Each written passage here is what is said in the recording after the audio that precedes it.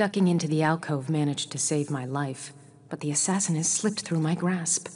This tunnel might lead into the city, but Shadar Logoth is huge. Finding him won't be easy. I'm not at all eager to enter the city anyway. Shadar Logoth fell into ruin thousands of years ago in the battle against the Dark One, but it became something sinister, an evil apart from the shadow. The assassin won't find any friends here, but the horrors inside await me as well.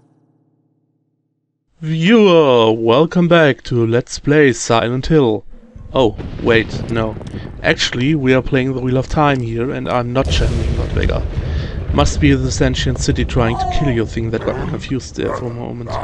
Anyway, Shadar Logoth. As Elayna already told us, Shadar Logoth are actually Eridol, once was a state during the Trolloc Wars, but they didn't get the memo on the whole become what you're fighting thing. They isolated themselves from the other states and fought so brutally they were equally feared to the actual armies of the Dark One. Then they simply disappeared, and when an army of Trollocs and Murtrol disappeared as well while camping in the ruins of Eridol, well, Shadar Logoth means where the shadow waits, and that's not as much superstition as I would like it to be. Oh, a Trolloc axe and a bloody trail. That looks fine.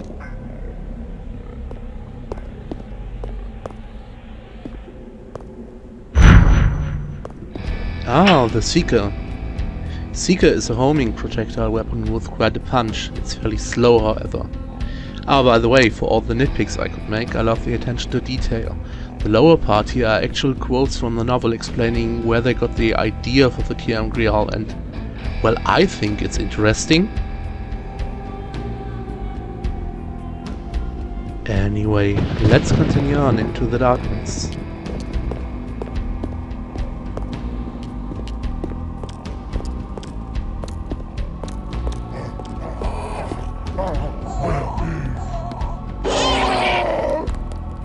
Oh my god, they killed Kenny.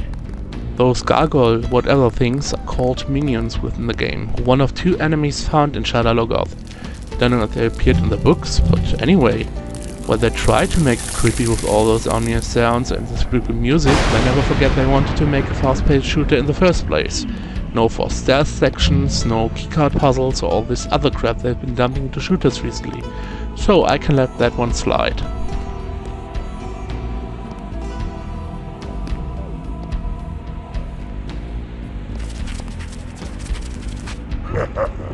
Careful. Yeah, that could have been ugly. And we do not want to go down there, no. Nothing but death there anyway.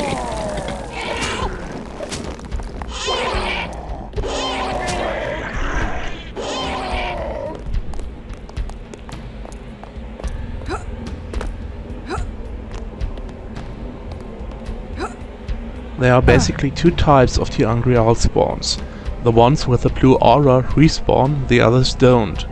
When you're playing on hard, you should keep track of the number of charges and avoid picking stuff up you cannot use anyway like I did there. Might save your height when you can backtrack later and refill your ammo. And from this point on, the fighting begins. Minions always hide in the shadows, some better than others. Let's use Seeker. Owned.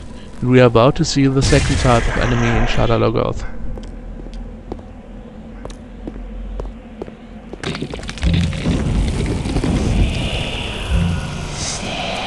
Yeah, those foggy tendrils, that's Mashadar, the manifested evil of this city. The fog is another thing reminding me of Silent Hill.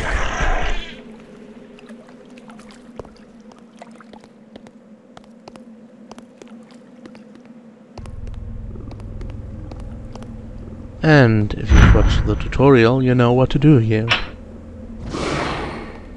What to do. Presto. But I'll backtrack for a moment, because that cave-in that trapped us with Mashadar opened up a little secret with another Seeker. Anyway, Mashadar.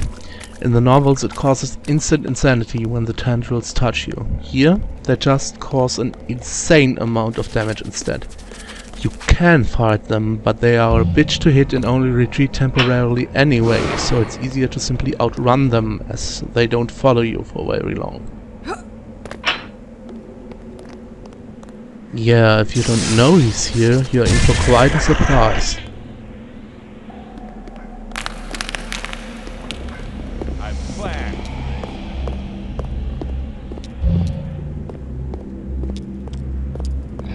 In case you're wondering, if I follow the assassin, he will simply fireball the stairs and have to take this route anyway. Back to full health and restock on heal by jumping on that ledge here. Mashada can move along the Z axis, by the way, so don't assume you're safe taking the higher ground.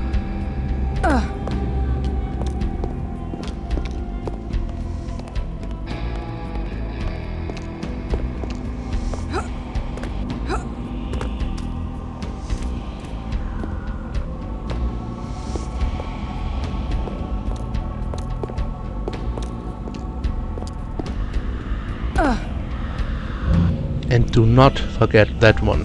Personal shield is rare enough as it is, and we will need every single one of them later. I've used Seeker for the minions until now, however those dirty bastards actually try to run around Seeker and get between you and the projector, when there is enough space for them to do so. And if they manage that, you'll have a minion in your face and an approaching splash damage of Seeker. So another tactic for them is to throw fireballs at their feet. They can sidestep pretty good, but the splash damage will get them anyway. A third tactic to deal with the minions is to use darts on close proximity. However, they can actually use their tentacle things to pull you to them in melee range. And that's not nice, even if you are into hentai.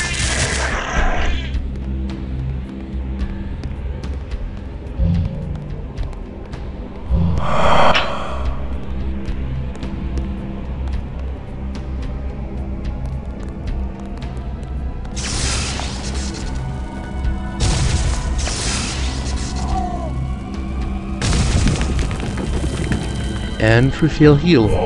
I've been using an official tool called Thumb, by the way, to set heal on a shortcut, because fiddling through your up to 40 T-Angriar first is usually the fastest way to kill Beast Buffet when you're in a dire need for some healing.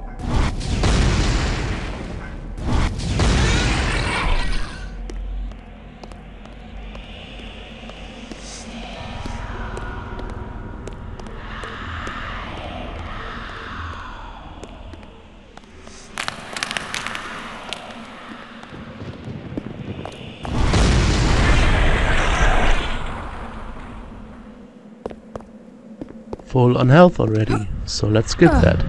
This section is a harbinger of what awaits us in the next mission.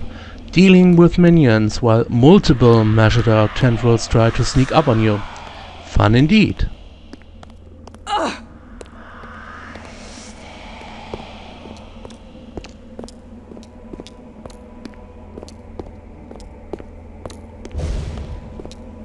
And speaking of the next mission, we nearly made it. Enjoy the little cutscene, and I hope you join me and Elayna again when we enter the bowels of Shada Lolgoth. This city is a cursed maze! Blood and ashes, where is the exit? Stop, murderer!